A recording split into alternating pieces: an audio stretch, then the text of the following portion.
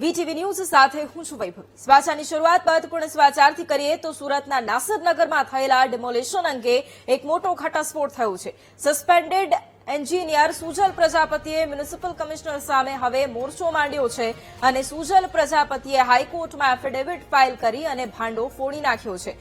ગેરકાયદે ડિમોલિશન અંગે કમિશનર એમ નાગરાજને આદેશ આપ્યા હોવાનો દાવો કરવામાં આવ્યો। ડિમોલિશનનો નિર્ણય 21 મેના દિવસે જ થઈ ગયો હોવાનું ખુલ્યું છે। સુજલ પ્રજાપતિ અને મ્યુનિસિપલ કમિશનર વચ્ચેની વોટ્સએપ ચેટ સામે આવી। મ્યુનિસિપલ કમિશનરે સુજલ પ્રજાપતિને મેસેજ ફોરવર્ડ કર્યો હતો। દબાણ દૂર કરવાનો ચાર્જ સોંપવા અંગેનો મેસેજ ફોરવર્ડ કરાયો હતો। સુજલ પ્રજાપતિએ કમિશનરનો આદેશ સ્વીકાર્યો હતો। ડિમોલિશન દરમિયાન સતત સંપર્કમાં હતા મ્યુનિસિપલ કમિશનર અને સુજલ પ્રજાપતિ। મ્યુનિસિપલ કમિશનરે ફોરવર્ડ કરેલો મેસેજ કમિશનરને કોણે મોકલ્યો તે એક સૌથી મોટો સવાલ અત્યારે ઉભો પણ થઈ રહ્યો છે। તો નાસરનગરનું આ ડિમોલિશન જેના અંગે એક મોટો ઘટસ્ફોટ થયો છે। સસ્પેન્ડેડ એન્જિનિયર સુજલ પ્રજાપતિએ એક મોટો ભાંડો ફોડ્યો છે અને મ્યુનિસિપલ કમિશનર સામે હવે મોરચો પણ માંડ્યો છે। હાઈકોર્ટમાં એફિડેવિટ ફાઇલ કરી અને ભાંડો ફોડ્યો છે।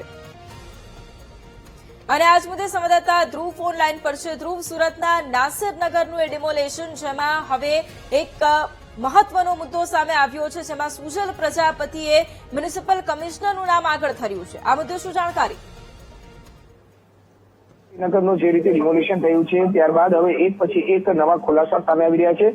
જે રીતે આ સમગ્ર મામલો જ્યારે હાઈકોર્ટમાં પહોંચ્યો છે, હાઈકોર્ટમાં પહોંચતાની સાથે જ સુરત મહાનગરપાલિકાએ 5 જેટલા મહત્વના જે અધિકારીઓ જે છે તેમને સસ્પેન્ડ કરવાનો ઓર્ડર કર્યા હતા। આ સસ્પેન્ડ ઓર્ડર કરતાની સાથે જે મુખ્ય સૂત્રધાર કહેવાતા જેનું નામ હતું સુજલ પ્રજાપતિ, તેને હવે હાઈકોર્ટમાં જઈને પોતાનું મોઢું ખોલ્યું હોય તેવું લાગી રહ્યું છે અને તે પ્રકારની તેને ચેટ રજૂ કરી છે। આ ડિમોલિશન તેને સુરત મ્યુનિસિપલ કમિશનરના કહેવાના થી કર્યું છે અને તે પ્રકારની તેને વોટ્સએપ ચેટ પણ રજૂ કરતા હોવાનું સામે આવી રહ્યું છે। જેમાં ખાસ કરીને ડિમોલિશન અંગે મનપા કમિશનરે જ આદેશ આપ્યા હોવાની વોટ્સએપ ચેટ જે છે તે સામે આવી છે અને સુજલ પ્રજાપતિ એટલે કે બંને વચ્ચે થયેલી કથિત વોટ્સએપ ચેટ જે છે તે અત્યારે વાયરલ થઈ રહી છે।